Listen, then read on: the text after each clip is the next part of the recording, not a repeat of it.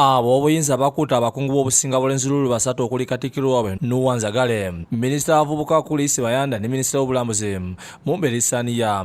Bano bakwatiddwa ku byekuusa ku bulumaganya obwakolebwa mu bitundu by'e Kasese ne Bundibujo waleka abantu abasatu mu nsanvu nga balusuddimu akabando okutuusa obulabe kubawerako.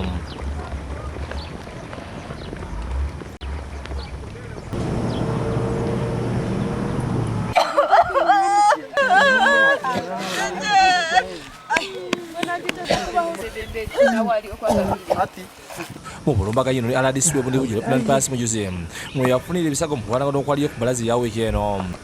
Kuja mnisaidie, mlete gari akatokea nyuma. Kwanza fungua mkanda hiyo. Hata kibidi na suruali natoka. Abakwate bakumirwa ku polisi Kasese okunoonyereza bwe kugenda maaso bo abeeyokulina mu bitundu by'enzuli balaze embeera nga biri mu kiseera kino ne bategeeza nti ebyokulina byogeddwamu amangi era nga mu kiro ekikisiza olunaku olwaleero bakutiya abantu 12 bateeberezebwa okukwirana okukulanagana okwaliyo ku ssabbiiti ewedde.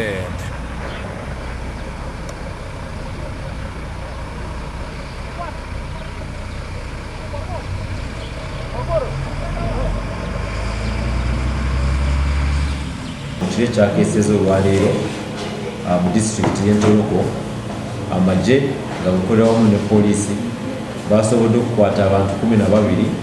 Bano babadde balina era amafumu, balina ebiso, balina obuteeyimbwa, balina ennyundo, era tubadde tusuubira nti babadde bagezaako era okugezaako okulumba tomanya nga poliisi oba enkambi y'amagye oba abantu ba bulijjo.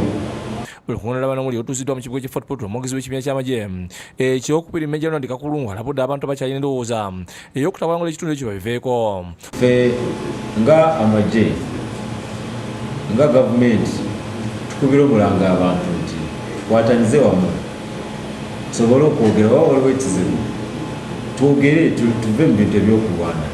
Ono alagidde abantu okuddayo okukola emirimu gyabwe nga wagiddwa ababaka ba pulezidenti mu kitundu ekyo. Embeera mu disitulikiti eza Kasese, Bundibujo n'Entoloko yazze mu nteeko bulungi. Bo ababaka ba paalamenti batadde gavumenti ku nninga ennyonyi eriwo abakeesifi bali mu bulumaganya n'obukulira mu bitundu by'Obundibujo ne Kasese bati babbiremu n'emmundu 22 n'okutta abakuumaddembe n'abantu aba bulijjo.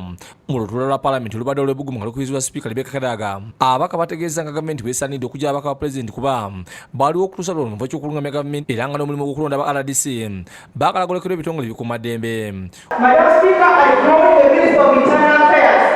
He was not aware at all. He was in the mood and then he said, let me find out. Meaning that chain was completely inactive.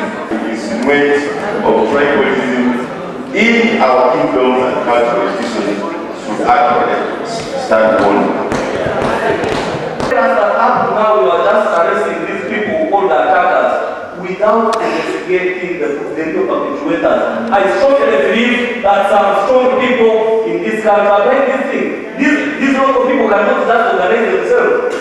And when you say, no, we just got 5 people, honorable minister, you are not being honest with yourself. Okutuuka kw'ekyawali bakupaka ebirozo okukiwanika ekisumiddwa minisita ebyokulinda Dr. Chris Passion ku bulumaganye obwakolebwa.